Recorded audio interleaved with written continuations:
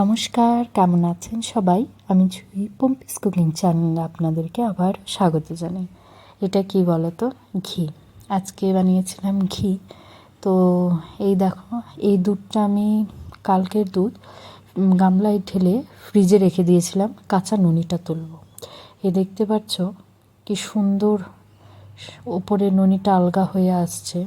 তো এই কাজটা তোমরা চামচ দিয়েও করতে পারো, হাত দিয়েও করতে পারো।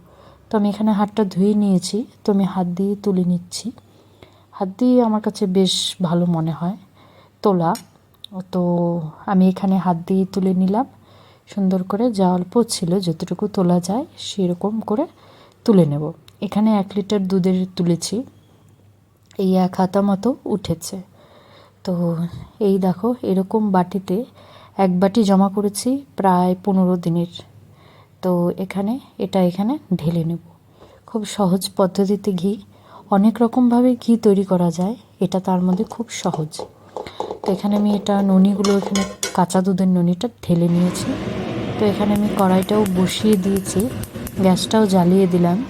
তো এটাকে একদম লো টু মিডিয়াম হিটে কন্টিনিউ নেড়ে এটাকে জাল করতে হবে। তো এখন এটাকে দেখতেই পাচ্ছ, এই দেখো, কিছুক্ষণ এটাকে কন্টিনিউ নেড়ে যেতে হবে। তার কিছুক্ষণ পর দেখো প্রায় তেলটা বেরিয়ে এসছে। তো এরকম এখনও জমাট বেঁধে আছে, এটাকে একদম যতদূর সম্ভব ভেঙে ভেঙে দিচ্ছি। তো এটা জাল পড়লে অটোমেটিকই এটা সব গলে যাবে। এটা ননি। এখানে আরও কিছু সময় ধরে এটাকে ভালো করে কন্টিনিউ নেড়ে নেড়ে আরও মিক্স করে দিতে হবে। দেখো আর কিছুক্ষণ পর ফেনা উঠে এসেছে। তো এটাকে ভালো করে নেড়ে নিচ্ছি সাইড দিক দিয়ে, যাতে না লেগে যায়। তাই দেখো আবার কিছুক্ষণ পর এরকম ফেনা কমে এসে এটা একদম তেল ছাড়ার মতো কালারে চলে এসছে। তেল এখনও ছাড়া শুরু হয়নি। তো আর কিছুক্ষণ পরে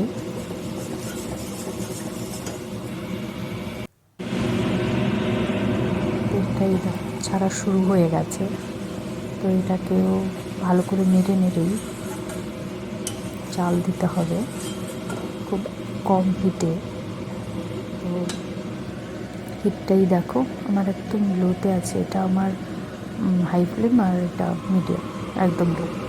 তো আমি লো করছি, কোনো সময় মিডিয়াম করছি। তো এইভাবে করে নিতে হবে। তো এই দেখো অনেকটা প্রায় তেল ছেড়ে এসছে, মানে ঘি ছেড়ে এসছে। তো এই দেখো কন্টিনিউ নেড়ে নেড়ে করছি, আমার একটু লাগেনি চারপাশে বা নিচে।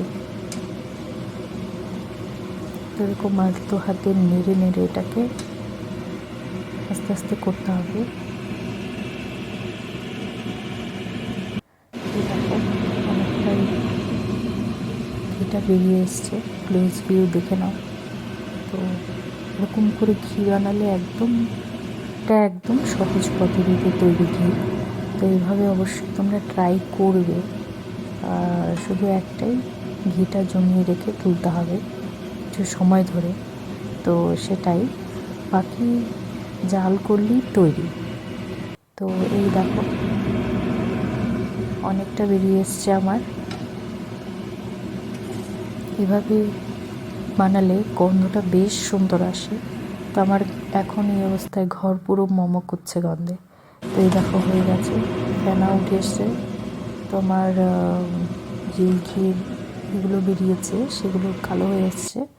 তো এটাকে বেশি কালো করা যাবে না, না হলে তেতো হয়ে যাবে ঘিটা। কালো যখন হতে শুরু হবে তখনই বন্ধ করে দিতে হবে। তো এই দেখো ঘিটা সাইড দিয়ে সুন্দর হলুদ হলুদ কালারে এসছে। তো চলো এটাকে এখন নামিয়ে নিই। এই দেখো সুন্দর ওগুলো নিচে পড়ে গেছে, ঘিটা বেশ গাঢ় দেখা যাচ্ছে। যত ঠান্ডা হবে তত জমে যাবে। আমি একটা পরিষ্কার কন্টেনার নিয়ে নিয়েছি, চলো এটাতে এখন ঢুকিয়ে নিই। তো এই দেখো আমি হাতাতেও তুলছি। তো কিছু সময় তো এভাবে তোলা যাবে, পরে ছাঁকনি নিতে হবে। তো এরকম করে ঢেলে নেব। চলো ঢেলে নিয়ে পরে আবার দেখাচ্ছি। তো এই দেখো রেডি, সুন্দর কালার দেখা যাচ্ছে।